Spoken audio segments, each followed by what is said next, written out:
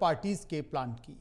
BJP और कांग्रेस ने पंचायत और निकाय चुनाव को लेकर खास रणनीति तय की है। दोनों ही पार्टियों ने इस पर तेजी से काम शुरू कर दिया है। बीजेपी की बात करें तो पार्टी पूरे प्रदेश में 7 से 14 अप्रैल तक व्यापक जनसंपर्क अभियान चलाएगी। बीजेपी प्रदेश स्तर से लेकर पंचायत स्तर तक सभी कार्यकर्ताओं को सक्रिय करके गांव-गांव और बस्तियों तक पहुंच बनाने की तैयारी में है।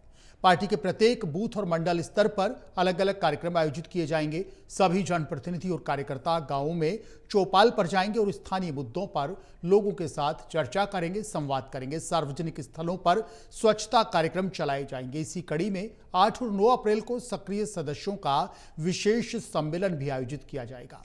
बीजेपी कार्यकर्ता केंद्र और राज्य सरकार की योजनाओं का प्रचार प्रसार करते हुए सरकारों की उपलब्धियों को घर घर तक लेकर जाएंगे। बीजेपी नेताओं का कहना है कि अभियान जनता से सीधा संवाद स्थापित करने का माध्यम बनेगा। इधर कांग्रेस भी मजबूती से रणनीति बनाने में लगी है। कांग्रेस पंचायत और निकाय चुनाव जीतने के लिए 5 लाख नए पदाधिकारियों की फौज उतारेगी। इसके लिए पूरा खाका तैयार हो गया है। पार्टी ने निकाय और पंचायतों के लिए अलग अलग तरह का परफॉर्मा तैयार कर लिया। पार्टी का मानना है कि संगठन की यह तैयारी न केवल चुनाव लड़ाकर जिताने में मदद करेगी, बल्कि इन चुनावों के लिए प्रत्याशी चयन और जिला अध्यक्ष व अन्य पदाधिकारियों के काम की समीक्षा भी करेगी। प्रदेश कांग्रेस अध्यक्ष गोविंद सिंह डोटासरा की देखरेख में प्रदेश war room day by day basis पर इनकी मॉनिटरिंग कर रहा है। हमारी आज की प्राइम टाइम डिबेट इसी मुद्दे पर केंद्रित है और चर्चा में हमारे साथ कुछ खास मेहमान भी जुड़ेंगे।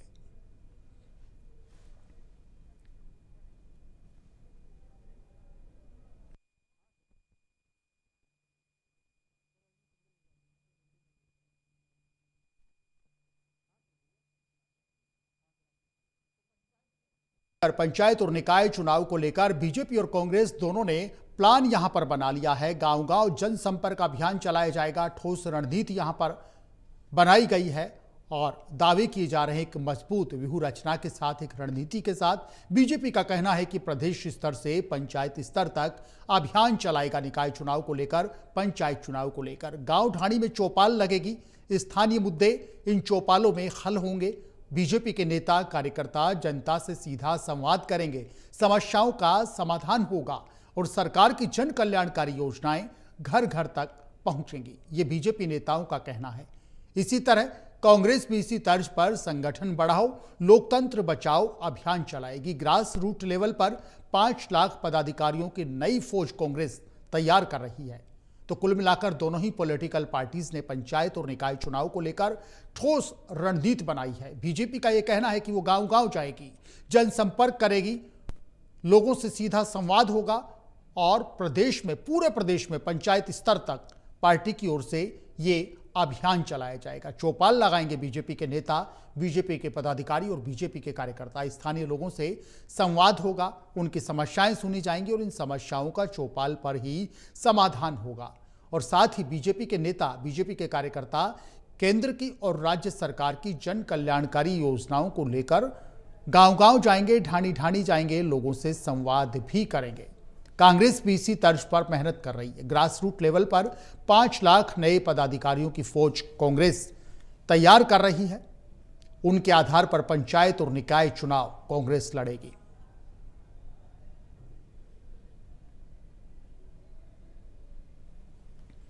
तो दोनों ही पॉलिटिकल पार्टीज बड़ी मजबूती के साथ पंचायत और निकाय चुनाव की तैयारियों में जुट गई है। हालांकि तारीखों का ऐलान अभी नहीं हुआ, लेकिन दोनों ही दलों का यह कहना है जिस दिन भी पंचायत चुनाव, निकाय चुनाव होंगे, पूरी मजबूती के साथ इन चुनावों को फेस किया जाएगा। और दोनों ही पार्टियों का दावा है कि जनता के बीच में जाएंगे, जनता से संवाद करेंगे और पूरी मजबूती के साथ पंचायत और निकाय चुनाव में हम उतरेंगे।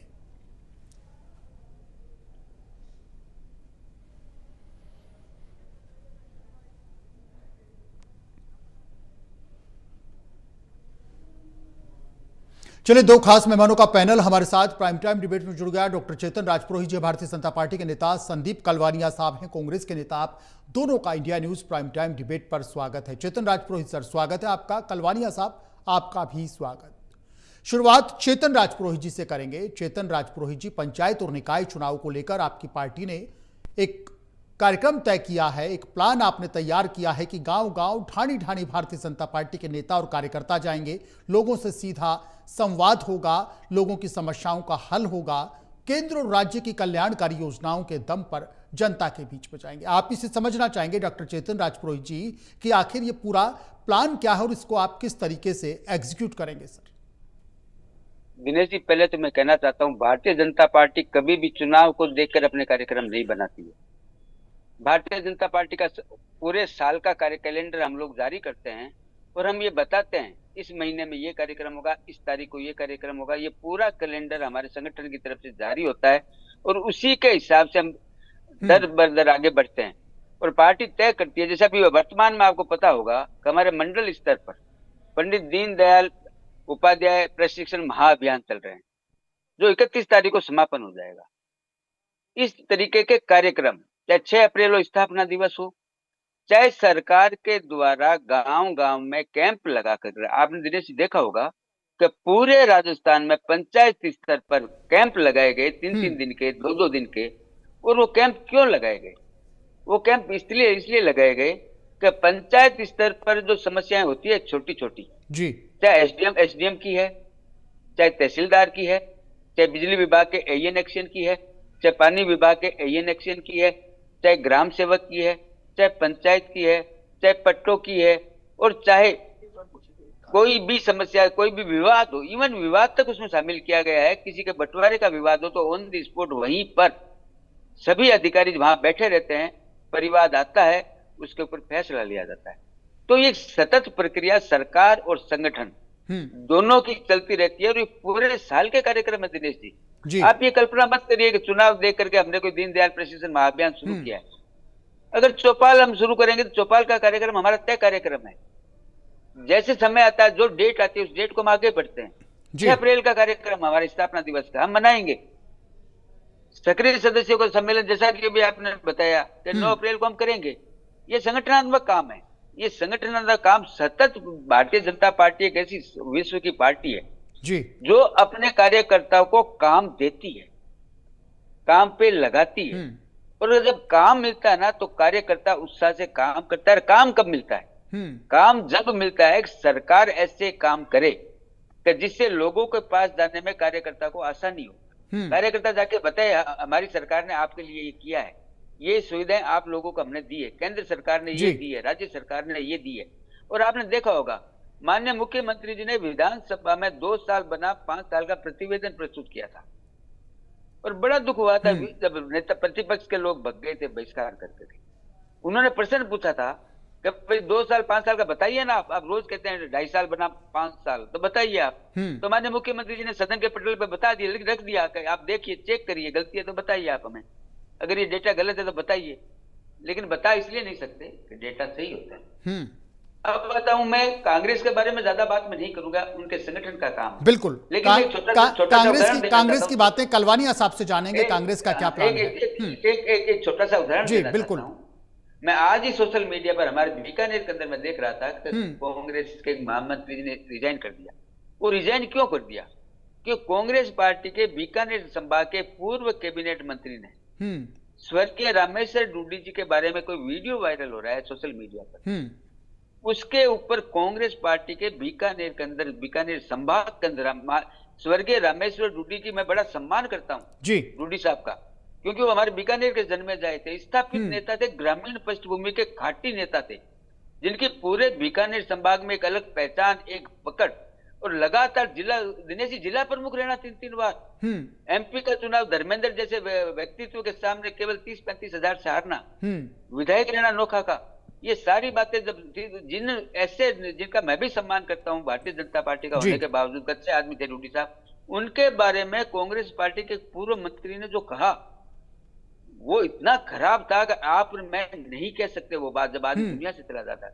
तो कांग्रेस पार्टी का ये चरित्र उजागर हो रहा है और आप क्या बात करेंगे। रूट के ऊपर इनकी स्थिति क्या है? रूट पर स्थिति इनकी है, पायलट साहब का ग्रुप अलग है, प्रकाश राजी का ग्रुप अलग है, गहलोत साहब का ग्रुप अलग है, और टीकाराम जूली जी का ग्रुप। बिल्कुल ठीक है डॉक्टर साहब, बिल्कुल ठीक है डॉक्टर साहब, ठीक है। संदीप कलवानिया जी, सुना आपने, चेतन जी बड़ा तंज कस रहे हैं कांग्रेस में कि आखिर राजस्थान में कांग्रेस कितनी है, गहलोत साहब अलग कांग्रेस चला रहे हैं, पायलट साहब अलग कांग्रेस चला रहे हैं, श्रीमान टीकाराम जूली साहब अलग कांग्रेस चला रहे हैं, हो सकता है संदीप कलवानिया जी अलग कांग्रेस यहां पर चला रहे, गुटों में बटे हैं आप लोग। और एक आरोप और भारतीय जनता पार्टी आप पर लगाती है, चेतन जी ने इसी मंच पर आप पर आरोप लगाया कलवानिया साहब कि इनका चरित्र क्या है वो सब जानते हैं, इनको बात करने का सलीका नहीं। बीकानेर का एग्जाम्पल चेतन जी ने आपके सामने दिया और आप ये कहते हैं कि 5 लाख पदाधिकारी हम बिल्कुल तैयार कर रहे हैं, खड़े कर रहे हैं, पूरी पार्टी एकजुट और मजबूती के साथ पंचायत चुनाव में जाएंगे। लेकिन बीजेपी ये कहती है तो धड़ों में बटे हैं, ये क्या पंचायत चुनाव में जाएंगे, किस आधार पर पंचायत का चुनाव लड़ेंगे? कलवानिया साहब देखिए, हम आपको बताऊं, जिस प्रकार से बीजेपी के प्रवक्ता ने जो बातें कही हैं वो पूरी तरह से निराधार है। हमारी जो पार्टी है वो बिल्कुल भी कोई गुटों में नहीं बटी है, और गुट है हमारा सिर्फ और सिर्फ हाथ का निशान। हमारा जो गुट है वो खड़गे साहब का गुट है और राहुल गांधी जी का गुट। सुन लीजिए चेतन जी, हमारा एक ही गुट है, खड़गे साहब का गुट है, राहुल साहब का गुट है। जो बातें कह रहे हैं चेतन जी, पहले अपने गिरेबान में झांक के देखें कि भारतीय जनता पार्टी की क्या स्थिति हो रखी है आज। भारतीय जनता पार्टी जिस प्रकार से सरकार और सत्ता दोनों और संगठन जिस प्रकार से इनकी फुटबॉल हो रही है, अभी आपने थोड़े दिन पहले देखा कि गजेंद्र सिंह जो शेखावत है वो कैसे गिड़गिड़ा रहे थे अपने मुख्यमंत्री के सामने। तो जिस प्रकार से, और दूसरा किरोड़ी लाल मीणा जी की आप खींच देख लीजिए, लगातार वो सरकार के ऊपर आरोप प्रत्यारोप कर रहे हैं, और इन्हीं के मंत्री और इन्हीं के विधायक जो उनकी स्थिति ये है कि वो पर्ची की सरकार अपने आप को कह रहे हैं। अभी थोड़े दिन पहले एक मंत्री ने खुले मंच पे कहा था कि ये पर्ची की सरकार है। तो जिस प्रकार से खुद ही टुकड़ों में बटी हुई और जो खुद ही एक तरह से झूठ का जनरेटर चलाती हो, इनके पास सत्ता में रहने के लिए इनके पास कोई उद्देश्य नहीं है।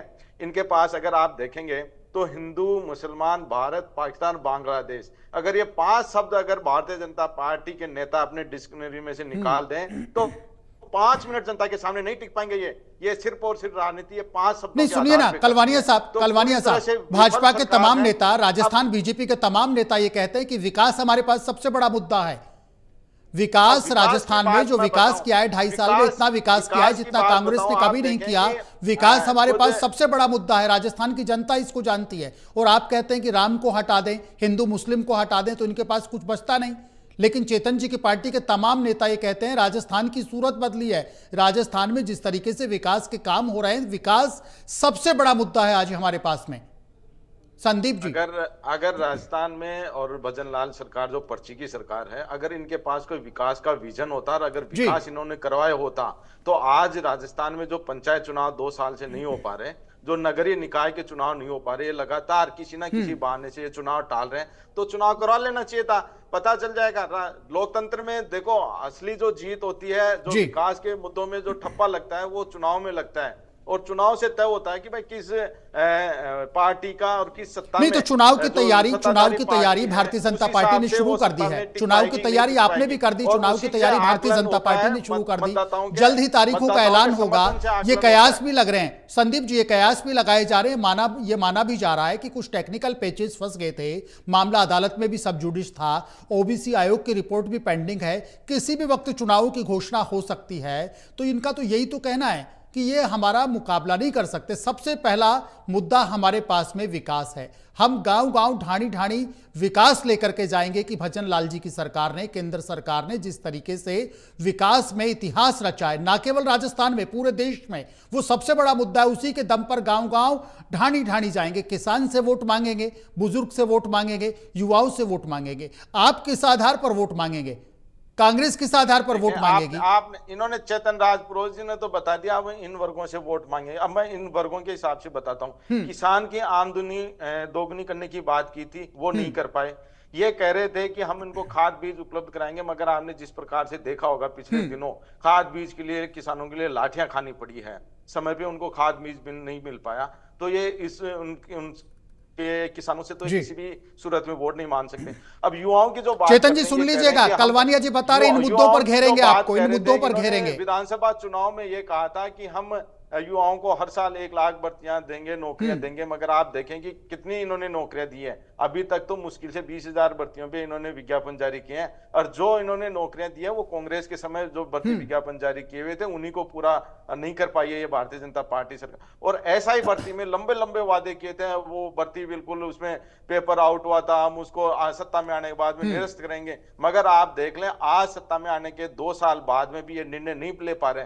तो युवाओं से इन्होंने कुटाराघात किया है, किसानों के साथ कुटाराघात किया है, झूठ बोला है, झूठे जुमले किए हैं, वादे किए हैं, वो झूठे साबित हुए हैं। महिलाओं को अब आज देख ले, उज्ज्वला योजना में जो इन्होंने गैस कनेक्शन दिए थे, आज उनकी क्या स्थिति है। राजस्थान में आज एलपीजी गैस नहीं मिल पा रही, लगातार लाइनें लग रही हैं, और वो जो लाइनें लग रही हैं उनके बारे में भारतीय जनता पार्टी कहती है कांग्रेस की देन है। अरे जितनी भी लाइनें में जहां पर भी कोई गैस एजेंसी पे देख लो, चाहे पेट्रोल पंप पे देख लो, क्या ये सभी कांग्रेस के कार्यकर्ता हैं क्या?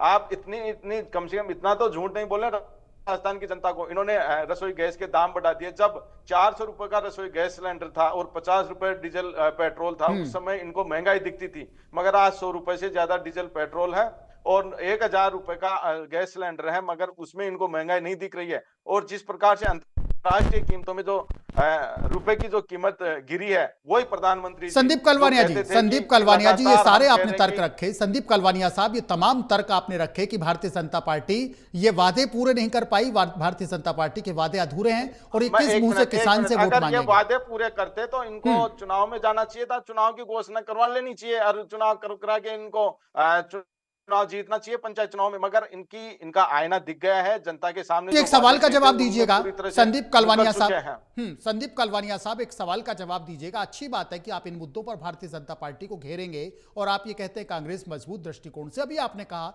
युवाओं से भारतीय जनता पार्टी वोट नहीं मांग सकती, किसानों से भारतीय जनता पार्टी वोट नहीं मांग सकती, रोजगार इन्होंने दिए नहीं।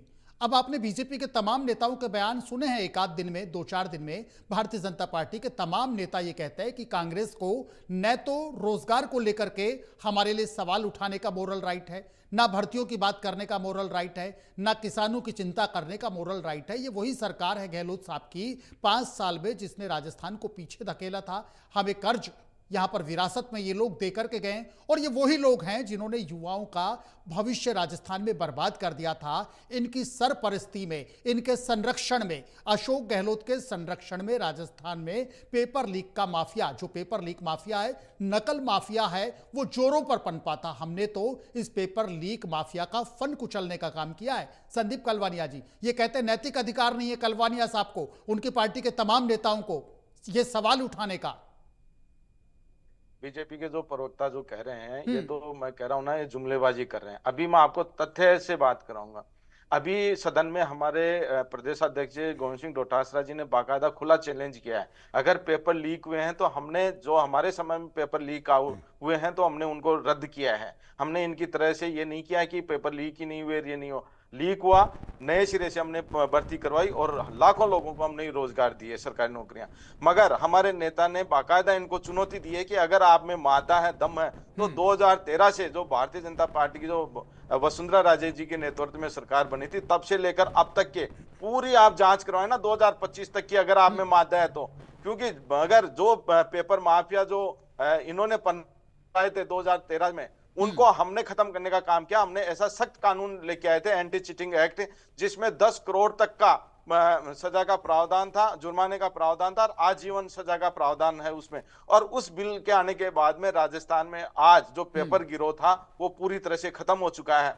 और ये कह रहे हैं जो बाबूलाल कटारा जो तो आरपीएससी का जो मेंबर, उसको हमने गिरफ्तार किया था। इन्होंने एक भी कोई ये बता दें कि हमने उस पे भर्ती परीक्षा को निरस्त किया हो तो। अगर इनमें अगर ये बोलने का मादा तब रखेंगे जब हमारी सरकार की ये आरोप लगाते थे कि ये भर्ती इसमें चिटिंग हुई है, तो इन्होंने 2.5 साल का कार्यकाल हो गया है, एक भी भर्ती, चेतन राज पुरोहित जी बता के जाए यहाँ पर, अभी राजस्थान की 8 करोड़ जनता के सामने की हमने वो भर्ती हमने निरस्त की है इनकी, एक भी भर्ती अगर ये गिना दे तो आप मेरे को बता दें। ठीक है संदीप कलवानिया जी। चेतन जी आपने सुना, संदीप कलवानिया साहब ये कहते हैं कि हम युवाओं की भी बात करते हैं, हम किसान की भी बात करते हैं, हम जो विकास का ढिंडोरा भारतीय जनता पार्टी की सरकार कर रही है, हम सवाल उठाएंगे, हम विपक्ष में है, जनता का सीधा सा हम एक मजबूत आवाज है राजस्थान की जनता का, हम विपक्ष में हैं और जनता की आवाज हम अच्छे से समझते हैं, हम इनको जगाने का काम करेंगे। चेतन जी, जो भी आरोप कांग्रेस पर लगा रहे हैं, जो भी हमारी पिछली गहलोत सरकार पर लगा रहे हैं, वो तमाम आक्षेप झूठे हैं। ये लोग जुमलेबाजी करते हैं, ये लोग काम करते हैं कम और हो हल्ला करते हैं ज्यादा। चेतन जी, संदीप जी ये कहते हैं गहलोत साहब की जब सरकार थी तो पेपर लीक माफिया जो 2013 में इन लोगों ने पनपाया था उसको खत्म हमने किया, कानून हम लेकर के आए, तो हमसे अच्छा काम इन लोगों ने कम कर कैसे दिया? चेतन जी आपसे सवाल करते हैं कांग्रेस के नेता संदीप कलवानिया कि हमसे अच्छा काम इन्होंने कर कैसे दिया? किसानों की आय दोगुनी करने का वादा किया, क्या हुआ? युवाओं को रोजगार देने का वादा किया, क्या हुआ? कुछ नहीं हुआ। ये सवाल है संदीप कलवानिया का। दिनेश जी, मैं बिल्कुल संदीप जी की एक एक बात का जवाब दूंगा, ईमानदारी से दूंगा। आदत है मेरी ईमानदारी से जवाब देने। सबसे पहले खड़गे जी की बात की, उन्होंने कहा खड़गे जी का हम सम्मान करते हैं। दिनेश जी याद करिए ना, 25 सितंबर की घटना, जब गहलोत साहब मुख्यमंत्री थे, यही खड़गे जी जयपुर आए थे, साथ में माकन साहब को लेकर आए थे दिल्ली से, और विधायक दल की बैठक बुलाई थी। हमारे मित्र कांग्रेस प्रवक्ता संदीप जी को पता होगा कि वो विधायक दल की बैठक कहां पर हुई? धारीवाल साहब के घर हुई। वो इंतजार करते रह गए, दोनों जन दिल्ली से जो आए थे बेरंग चले गए। तो ये तो सम्मान की बात। दूसरी बात, हमारे मित्र ने बहुत अच्छी बात की, युवाओं की चिंता की, किसानों की चिंता की, महिलाओं की चिंता की। करनी चाहिए ना, विधानसभा में भी तो करनी चाहिए। बिल्कुल, विधानसभा में बोलना चाहिए कि आपने ये गलत किया है। आपने हमारी सरकार ने, माननीय मुख्यमंत्री जी ने सदन के पटल पर 1,02,000 नियुक्तियों के डेटा पेश किए, और विभाग वाइज दिनेश जी, विभाग वाइज के स्वास्थ्य विभाग में इतने की, और स्वास्थ्य विभाग में भी ये हमने बाइफिकेशन किया था कि लैब टेक्नीशियन कितने किए, जीएनएम कितने किए, रेडियोग्राफर कितने किए। ये सब डेटा हमने विधानसभा की पटल पे रख के बताया कि ये तो हम कर चुके हैं, और 1,25,000 पाइपलाइन के अंदर है, जिनके विज्ञापन हम जारी कर चुके हैं। ये दूसरी बात। तीसरी बात, किसानों की बड़ी चिंता की, करनी चाहिए। विपक्ष या प्रतिपक्ष का धर्म है। बिल्कुल, कितने धरने किए, कितने प्रदर्शन किए, कितने ज्ञापन दिए? नहीं करेंगे दिनेश जी। ये बहिष्कार विधानसभा की उस मुद्दे पर करते हैं कि बिहार के अंदर एसआईआर हो रहा है। चेतन जी डिस्टर्ब करूंगा, चेतन जी डिस्टर्ब करूंगा, डॉक्टर चेतन राजपुरोहित जी, डॉक्टर चेतन राजपुरोहित जी डिस्टर्ब करूंगा एक सेकंड के लिए। चेतन जी सुनिएगा, चेतन जी बीच में बोलते नहीं, दिनेश जी मैंने कही, रुकिएगा, एक एक करके आएंगे। संदीप जी आपके पास आएंगे। आपने संदीप जी मैं आपके पास आ रहा हूँ, फिलहाल चेतन जी से एक सवाल लूंगा। संदीप जी मैं आपके पास आ रहा हूँ, रुकिएगा। चेतन सर, डॉक्टर चेतन राजपुरोहित जी एक सवाल सुनिएगा। आपने कहा ये लोग किसान की बात नहीं करेंगे, आंदोलन नहीं करेंगे, लेकिन एक जवाब तो सुनिएगा इनका। चेतन जी ये कहते हैं आंदोलन करें क्या, किसान की आवाज हम उठाएं क्या? लाठी तैयार रहती है पुलिस की, बंदूक तैयार रहती है पुलिस की। जब विपक्ष किसान की आवाज उठाता है, आंदोलन करवाता है, आप लोग लाठियां बरसाते हैं सर। विपक्ष की आवाज को दबाने का काम करते हैं सर। मैं दिनेश जी संदीप जी के एक एक बात का जवाब दे रहा हूँ ना, किसान की बात करता हूँ ना। 29,000 किसानों की जमीन किसने नीलाम करवा दी थी? जो राहुल गांधी जी आए थे जयपुर में, कहा था 10 गिनोगे जब तक आपके ऋण माफ हो जाएंगे। याद करिए दिनेश जी, जमीन नीलाम करा दी इन लोगों ने। क्या बोलेंगे? पहली बात। दूसरी बात, सिलेंडर की बात की, हमारे मित्र ने बहुत अच्छी बात की। सिलेंडर महंगा हो गया है, हाँ महंगा हो गया। जो रेट बढ़ी है वो बढ़ी है, अंतर्राष्ट्रीय स्तर पर सबको पता है, राजस्थान के नहीं भारत के बच्चे बच्चे को पता है किन परिस्थितियों में हो रहा है। और ये सरकार का धन्यवाद करता हूँ, केंद्र सरकार का आज कई लाइन नहीं है, लेकिन इनको मैं याद दिलाना चाहता हूँ 2013 में सिलेंडर कितने का था? कलवानिया जी मैं बताता हूँ, 1,000 कितने का था? 2014 में सब्सिडी कितनी देते थे? सब्सिडी कितनी देते थे? 80 रुपए का सब्सिडी कितनी देते थे? आप अपनी जेब में कितनी सब्सिडी डालते थे? जवाब देना, आप अपनी सब्सिडी कितनी जेब में डालते थे? झूठ का जनरेटर नहीं चलाएं या जनता को जुमलेबाजी नहीं करें। संदीप जी आपके पास आ रहे हैं सर, संदीप जी आपके पास आएंगे, पर्याप्त समय मिलेगा। संदीप कलवानिया जी आपके पास आएंगे, आपके पास आएंगे सर जी। चेतन जी बोलिएगा, फिर संदीप जी के पास चलेंगे।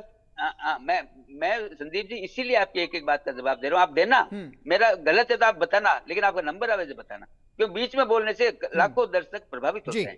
अब आता हूँ सिलेंडर की बात है, इन्होंने पूछी, बताइए 2014 मत बोलो यहाँ बैठ के 8 करोड़ की राजस्थान की जनता सुन रही है। 1485 रुपए में आपको तो सिलेंडर शर्म बेचने वाली आती नहीं है झूठ 2014 बोलने में। में, अगर क्योंकि संदीप आपने जी तो गलत है, आपने अगर संदीप जी गलत है, तो संदीप उपलब्धि जी आप हासिल करिए। संदीप जी रुकिए झूठ बोलने सर, में। संदीप जी आपने रुकेगा, तो संदीप शर्मा, संदीप कलवानिया जी रुकिएगा, संदीप जी रुकिए ना प्लीज, आपके पास आएंगे पूरा समय मिलेगा सर, आपके पास आएंगे पूरा समय मिलेगा संदीप जी। संदीप जी मैं चुनौती देता हूं आपको, अगर ये डेटा गलत हो तो 2013 और 2014 के सिलेंडर जो आपने बेचे थे, जो रेट आपकी उस समय की थी, मैं नहीं जाना चाहता था उस मुद्दे पर। हम कभी पिछली सरकार की बात नहीं करते, इन्होंने कुकर किया और राजस्थान की सरकार ने इनको जनता बाहर कर दिया। पेपर लीक की बात कर रहे हैं, 2013 की जांच क्यों नहीं करवा रहे हैं आप? 5 साल सरकार में रहे संदीप जी, मुख्यमंत्री जी थे गहलोत साहब, क्यों नहीं जांच कराई 13 से 18 की? आप लोगों ने करानी चाहिए थी ना, क्यों नहीं कराई आप लोगों ने? क्योंकि आप लोगों को कुछ था ही नहीं, मिलता नहीं, तो आप लोगों को पता था। लेकिन हम लोगों ने 22 पेपर लीक करने वालों को सीख के पीछे भेजा, जेलों के अंदर डाला और ट्रेनिंग सेंटर से बसें लगा के पकड़ के लाए दिनेश जी, बसें लगा के। दिनेश जी एक सवाल आप का क्या बात करेंगे? दिव्यांगों का परीक्षाएं रद्द किया आपने, कितने दिव्यांगों को भर्ती परीक्षाएं रद्द की दे दिए? तो मैं उन मुद्दों पे नहीं जाऊंगा, क्योंकि कांग्रेस पार्टी ने जो किया था उसका परिणाम कांग्रेस पार्टी ने भोग लिया। लेकिन एक बात कहना चाहता हूँ, डेटा के अंदर अगर गलत है संदीप जी, मैं आपको चुनौती देता हूँ कि जो डेटा माननीय मुख्यमंत्री जी ने विधानसभा के पटल पे रखे हैं नियुक्तियों के, माननीय डोटासरा जी, माननीय जूली जी विधानसभा में खड़े होकर के कह सकते थे कि आपके डेटा गलत है, क्यों गलत नहीं थे? तो हिम्मत नहीं है। हम वो सरकार है जिसने आरपीएससी का कैलेंडर जारी किया पूरे साल का। दिनेश जी, कांग्रेस पार्टी सोच भी नहीं सकती इसके बारे में, कि विजन ही नहीं था। चेतन जी ठीक है, फिर गहलोत आएंगे साहब आपके बेचारे पास, शाम को चेतन एमएलए राजपुरोहित गिनने जी में फिर लगे हुए आएंगे, रहते, ठीक है, ठीक है, कई पायलट साहब लेके नहीं उड़ जाए। ठीक है, फिर आएंगे। संदीप कलवानिया जी, सुना आपने, चेतन जी ये कहते हैं हमारी सोच इनकी सोच बिल्कुल अलग है, हम जो करते हैं कांग्रेस पार्टी और उसके नेता सोच भी नहीं सकते। यह भारतीय जनता पार्टी की वर्किंग स्टाइल है, यह भजन लाल शर्मा की वर्किंग स्टाइल है, चेतन जी के पार्टी के नेताओं की वर्किंग स्टाइल है। चेतन जी भी कहते हैं इनकी पार्टी के तमाम नेता बार बार ये कहते हैं सब कुछ पटरी पर लेकर आए हैं सर 2.5 साल में। आरपीएससी का कैलेंडर जारी करना हो, रोजगार में पदों की संख्या में इजाफा करना हो, भर्ती परीक्षाओं को समय पर करना हो और पेपर लीक माफिया को चुन चुन करके कुचलना हो। अभी आपने सुना क्या कह रहे हैं, ट्रेनिंग सेंटर से बसों में भर करके हम लाए हैं, ये हमारी वर्किंग स्टाइल है। संदीप कलवानिया जी क्या कहेंगे? ये हमारी वर्किंग स्टाइल है सर। जो पहला तो मैंने अभी पहले आपसे सवाल पूछा था भारतीय जनता पार्टी के प्रवक्ता से, उसका जवाब नहीं दे पाए कि हमारी सरकार में ये कह रहे हैं कि 22 भर्ती परीक्षाओं में नकल हुई है, और उनमें से तो मैं अभी भी मेरा सवाल का जवाब नहीं आ पाया है कि कितनी भर्तियां इन्होंने 2.5 साल में रद्द की है। यह वापस से आप इनसे पूछना, मैं राजस्थान की 8 करोड़ जनता के माध्यम से ये झूठ का जो जनरेटर बना के यहाँ बैठे हैं, सिर्फ और सिर्फ बरगला रहे हैं, जुमलेबाजी कर रहे हैं, हमने ये कर दिया, हमने वो कर दिया। आपसे सड़कें तो ठीक नहीं हो पा रही है, आपसे ओबीसी आयोग की रिपोर्ट तो समय पे नहीं ली जा रही है, और आप कह रहे हैं कि हमने ये कर दिया, वो कर दिया। चुनाव तो आप समय नहीं करा पा रहे। आपने ओबीसी आयोग का गठन किया था ना, कब किया था? मई 2025 में किया था। आपने 3 बार कार्यकाल बढ़ा दिया। कोई ऐसे में 5 साल तक के लिए बनाया क्या आपने? संविधान के अनुच्छेद 243 ई और यू में स्पष्ट प्रावधान है कि 5 साल में चुनाव कराएं, और हाई कोर्ट ने और सुप्रीम कोर्ट ने कहा है कि 15 अप्रैल तक चुनाव कराएं। वो तो नहीं करा पा रहे। या आप संविधान की बात नहीं कर सकते, आप कानून की बात नहीं कर सकते। इसी सवाल के क्रम में 1 सेकंड के लिए रोकूंगा संदीप कलवानिया जी, 1 सेकंड के लिए रोकूंगा। चेतन जी आपने सुना, बड़ा गुस्से में है संदीप कलवानिया जी, और ये कहते हैं ओबीसी आयोग की रिपोर्ट अब तक नहीं आई, पंचायत और निकाय चुनाव आप नहीं करवा पाए। बार बार कांग्रेस पार्टी के तमाम नेता ये कहते हैं भारतीय जनता पार्टी की नीयत साफ नहीं है, इन चुनावों से भारतीय जनता पार्टी डरी हुई है, इसलिए चुनावों को खींच रही है, इसलिए चुनावों को टालबाल कर रही है भारतीय जनता पार्टी। क्या कहना चाहेंगे इन सवालों के जवाब में संदीप जी? पंचायत चुनावों को जानबूझकर आप लोग खींच रहे हैं, आगे खींच रहे हैं, फरवरी से मार्च, मार्च से अप्रैल, अप्रैल से मई ले जाने का आपका एक ये मंतव्य हो सकता है, कांग्रेस पार्टी का आरोप है। नियत साफ नहीं है आपकी पंचायत और निकाय चुनाव को लेकर। तुरंत जवाब दीजिएगा राजपुरोहित सर, संदीप जी के सवाल का तुरंत जवाब दीजिएगा। जवाब देता हूँ, बिल्कुल देता हूँ। संदीप जी की बात कर, संदीप जी को गुस्सा इसलिए नहीं आ रहा है कि जनता त्रसित है, संदीप जी को गुस्सा इसलिए आ रहा है कि सरकार चली गई है। सत्ता के बिना कांग्रेस पार्टी का कार्यकर्ता नहीं रह सकता। 65 साल तक इन्होंने यही किया है। संदीप जी फ्रस्ट्रेट है, संदीप जी की पार्टी के तमाम नेता फ्रस्ट्रेट है सत्ता से बाहर होने के चलते। कि सत्ता चलाने का अधिकार केवल एक परिवार के पास है, राजस्थान भारत के अंदर और राजस्थान के अंदर, दूसरा नहीं है। गहलोत साहब के अलावा विकल्प नहीं है मुख्यमंत्री जी के लिए। ये सवाल है क्या चेतन राजपुरोहित जी? पायलट साहब, अरे दिनेश जी, इनको किस लिए यहाँ पर बैठा रखा है? यहाँ झूठ बोलने के लिए? क्या पूछा है मैंने? नहीं संदीप जी, क्या पूछा? संदीप जी, चेतन जी कहते हैं फ्रस्ट्रेटेड है सत्ता में बाहर होने के चलते कांग्रेस के तमाम नेता। तीर निशाने पे लगता है ना तो दर्द होता है। संदीप जी, नहीं, चुनावों को लेकर मंशा स्पष्ट कीजिए चेतन जी, डॉक्टर चेतन राजपुरोहित जी, डॉक्टर चेतन राजपुरोहित जी, पंचायत और निकाय चुनावों को लेकर स्थिति स्पष्ट कीजिए ना सर। कांग्रेस से कहती है बार बार, विपक्ष से कहता है जानबूझकर आपने लटकाया है, जानबूझकर आपने डिले किया है पंचायत और निकाय चुनाव। बोल रहा हूँ ना, कहता हूँ ना। संदीप जी, मैं इसी मुद्दे पे आ रहा हूँ। मैं भगता नहीं हूँ। कब आओगे? टाइम पूरा होने बाद में 8 बजे बाद में आओगे मुद्दे पे आप। चुनाव कराने की जिम्मेवारी किसकी है? चुनाव आयोग की नंबर 1। संदीप जी, आप मान लीजिए। लेकिन कांग्रेस कहती है चुनाव आयोग आपकी कठपुतली है, निर्वाचन विभाग भारतीय जनता पार्टी की कठपुतली है। कांग्रेस ये आरोप लगाता है, कांग्रेस ये आरोप लगाती है, खुले में लगाती है कांग्रेस ये आरोप। अरे संदीप जी, आयोग की रिपोर्ट कौन लेके आएगा? संदीप मैं जी, लेके आऊंगा, दिनेश जी लेके आएंगे। आपको बिना कहीं जवाब दे रहा हूँ। सुनने की हिम्मत रखिए। मैं जवाब देने के लिए तो बैठा हूँ यहाँ पर। बिल्कुल, बाद में ओबीसी आयोग की रिपोर्ट क्यों नहीं ले रहे? ओबीसी आयोग की रिपोर्ट क्यों नहीं ले रहे? ओबीसी आयोग ने ये कहा है 400 पंचायतों का डेटा जो है मिसमैच हो रहा है।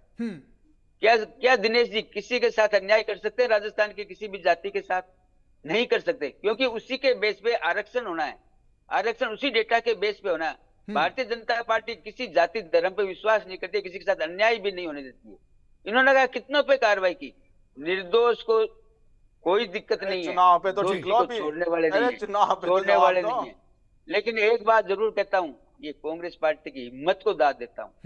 पंचायत हारे, उपचुनाव की बात कर रहा हूँ, निकाय हारे, विधानसभाएं हारी, और तो जमानत जब 5000 मिले नागौर उपचुनाव के मैं दाद देना चाहूंगा। आपने वोट चोरी की, आपने ना एक ब्राजील की महिला का आपने वहां 22 जगह पे नाम जोड़ा। आप हिंदू मुसलमान करके आप चुनाव जीतते हो, 5000 आप जनता को बरगलाते हो। 5000 मत मिलना राष्ट्रीय पार्टी के नेता को फ्यूचर विधानसभा। नहीं चेतन जी, एक सवाल, चेतन जी एक सवाल, संदीप जी सुनिएगा, डॉक्टर चेतन राजपुरोहित जी, डॉक्टर चेतन राजपुरोहित जी, मेरा पिछला सवाल चेतन राजपुरोहित जी, डॉक्टर साहब सुनिएगा, संदीप जी सुनिएगा, डॉक्टर साहब सुनिएगा, एक सवाल सुनिएगा डॉक्टर साहब। 5 साल बाद में, ठीक है डॉक्टर साहब, कांग्रेस ये कहती है 5 लाख नए पदाधिकारियों की फौज तैयार है, आप तारीखों का ऐलान तो करवाइए। पंचायत और निकाय चुनावों में इस बार कांग्रेस इतिहास रच देगी। संदीप कलवानिया जी की पार्टी के तमाम नेता ये कहते हैं 5 लाख ऐसे नए पदाधिकारियों का प्लान है कांग्रेस के पास, उनको पंचायत और निकाय चुनावों में कांग्रेस झोंक देगी पूरी तरीके से, और फिर परचम लहराएगा कांग्रेस का पंचायत और निकाय चुनाव में। इस बार गलतफहमी दूर कर देंगे आपकी, ये कांग्रेस कहती है। डॉक्टर साहब के पास जवाब ही नहीं है, मैं बताता हूं। डॉक्टर साहब चेतन जी सुन पा रहे हैं? हाँ, ये चुप हो गए, अब हमेशा के लिए चुप हो गए हैं। संदीप जी बताइए, 5 लाख जो कार्यकर्ता आपने तैयार किए हैं, पंचायत और निकाय चुनाव में आप जाएंगे, लेकिन चेतन जी की पार्टी के नेता कहते हैं, भाजपा के तमाम नेता ये कहते हैं कि 5 लाख कार्यकर्ताओं का आप दावा करते हैं कि पंचायत और निकाय चुनाव में फौज उतारेगी कांग्रेस, लेकिन ये जो 5 गुट बने पड़े हैं, इन 5 लाख कार्यकर्ताओं को कैसे आप लीडरशिप देंगे? इन 5 लाख कार्यकर्ताओं को कैसे आप यूनाइटेड रख पाएंगे? संदीप कलवानिया जी, संख्या बड़ी है लेकिन इनको यूनाइटेड रखने की चुनौती है। दिनेश जी, जिस प्रकार से जैसे ही माननीय उच्च न्यायालय ने एक पंचायत चुनाव की, नगरीय निकाय के चुनाव की डेडलाइन निश्चित की थी 15 अप्रैल तक, उससे पहले ही हमने सभी जगह पूरे 52,000 BLA नियुक्त किए हमने सभी मतदान केंद्रों पे, और उसके बाद में हमने जिला लेवल पे और तहसील लेवल पे और विधानसभा क्षेत्र पे हमने सब जगह हमारे अध्यक्ष, पूरी हमारी ब्लॉक की कमेटी, जिला स्तरीय कमेटी सब हमने तैयार कर रखी है। और अब हमने तय किया है कि पूरे ग्राम पंचायत लेवल पे भी जो 14,000 से ज्यादा ग्राम पंचायत है, वहां पर हम कांग्रेस का एक ग्राम अध्यक्ष बनाएंगे, और पूरी तैयारी है। जिस प्रकार से जैसे ही भारतीय जनता पार्टी चुनाव की घोषणा करवाएगी राज्य सरकार से, हम पूरी तैयारी के साथ है। मगर आज इनका दोहरा चरित्र सामने आ चुका है, क्योंकि ये चुनाव नहीं करा पा रहे हैं। इनसे ये पूछिए दिनेश जी, चुनाव भारतीय जनता पार्टी डिक्लेयर करेगी क्या? इनको यही पता नहीं है संदीप जी को, चुनाव आयोग डिक्लेयर करता है चुनाव। क्या बात कर रहे हैं आप? अरे सत्ता में आप और कांग्रेस है, सत्ता में कांग्रेस है तो भारतीय जनता पार्टी है। अरे सत्ता में कौन है? सत्ता में कौन है?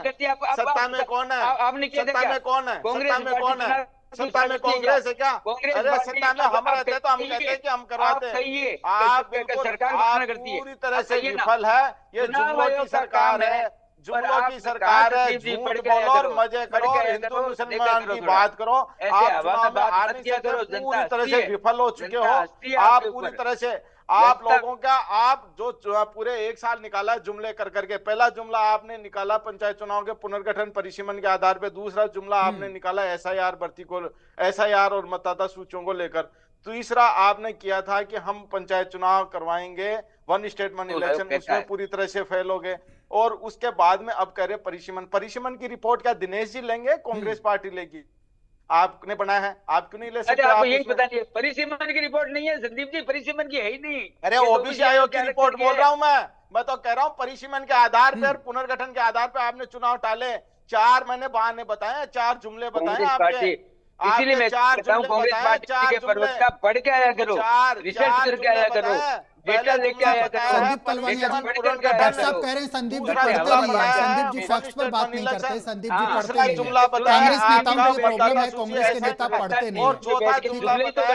संदीप कलवानी जी, संदीप जी तो आप लगातार काय की चुनौती दोगे? आप एक तो सवाल का जवाब नहीं दे पा रहे, आप चुनौती किस बात की दोगे? आप सिलेंडर की रेट बताइए ना, आपकी थी या नहीं थी? संदीप जी, संदीप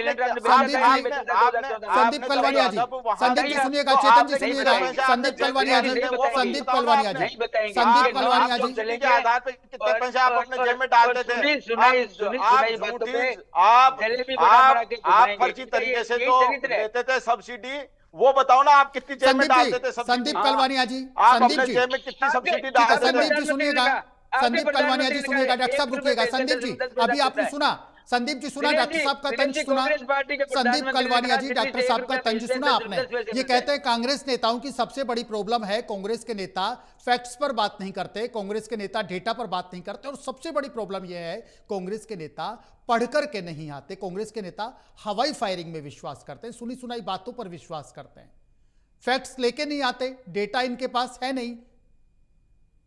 मैं आपको बता रहा हूं, ये तो क्या है कि ये तो झूठ का जनरेटर लेके बैठे हैं। ये तो पूरे 40 मिनट तक है ना जनता को यहाँ बरगलाने के लिए बैठे हैं। बात क्या हो रही है, करेंगे क्या, ये तो मैं नहीं बताया आपको। अभी मैं आपको बता रहा हूँ, ओबीसी आयोग की जो रिपोर्ट है वो कौन लेगा? 5 साल में लेंगे, 10 साल में लेंगे, 15 साल में लेंगे, या आप पूरे 5 साल ही नहीं लेंगे? न तो दिनेश ही लेंगे यहाँ ओबीसी आयोग की, चुनाव घोषणा करे सरकार, अभी आप करे थे ना? हाँ सरकार करे ना घोषणा करे, चुनाव की घोषणा, आपको पता है? आप मैं बताऊं, निर्वाचन आयोग ने आपको स्पष्ट क्या कहा है? चिट्ठी लिख कर क्या कहा है निर्वाचन आयोग ने कि कल को कंटेम्प्ट। संदीप जी कहना चाहते हैं निर्वाचन विभाग और भारतीय जनता पार्टी क्लब है, निर्वाचन विभाग और भारतीय जनता पार्टी क्लब है आपस में। पुनर्गठन परिसीमन कौन करेगा? आपको यही पता नहीं है? अरे पुनर्गठन परिसीमन कौन करता है? ओबीसी आयोग की रिपोर्ट कौन तैयार कौन करेगा? उससे क्या आपको यही पता नहीं? यार झूठ बोल रहे हो आप, बिल्कुल आपको कोई अता पता तो है नहीं। आपको दावे के साथ कह सकता हूं कि ओबीसी आयोग की रिपोर्ट ठीक है, सुनिएगा एक एक करके प्लीज, एक एक करके डॉक्टर साहब रुकिएगा प्लीज। आप पूरी तरह से विफल है, आप झूठ बोलने में आपका दोहरा चरित्र है, आप जनता के। ठीक है रुकिएगा, संदीप जी रुकिएगा, डॉक्टर साहब रुकिएगा, चेतन जी रुकिएगा, संदीप जी रुकिएगा, ठीक है, दोनों रुकिएगा, तब आप वहां पर काम कराएंगे। ठीक है संदीप जी रुकिएगा। दिल्ली से पर्ची नहीं मिली है, आप ऐसे मुख्यमंत्री बना दिए जो पर्ची से बने हो, उसका नुकसान ऐसे होता है। आप देखें कितना नुकसान हो रहा है। आज ग्रामीण लोकतंत्र पूरी तरह से खत्म हो चुका है, न कोई सड़कों का काम हो रहा, न कोई पेयजल का काम हो रहा। ठीक है रुकिएगा, संदीप जी रुकिएगा, कलवानिया साहब रुकिए, चेतन जी रुकिएगा। लगातार आपने ग्रामीण लोकतंत्र और शहरी लोकतंत्र को खत्म कर दिया है।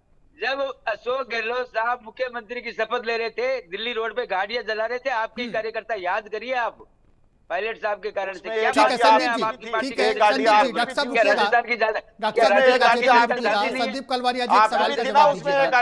इस कांग्रेस गाड़ी आपकी भी थी ना उसमें? ये तो पूरे राजस्थान ने देखा है, ये पूरे राजस्थान ने देखा है, आपने भी देखा है, लेकिन आप स्वीकार नहीं करेंगे।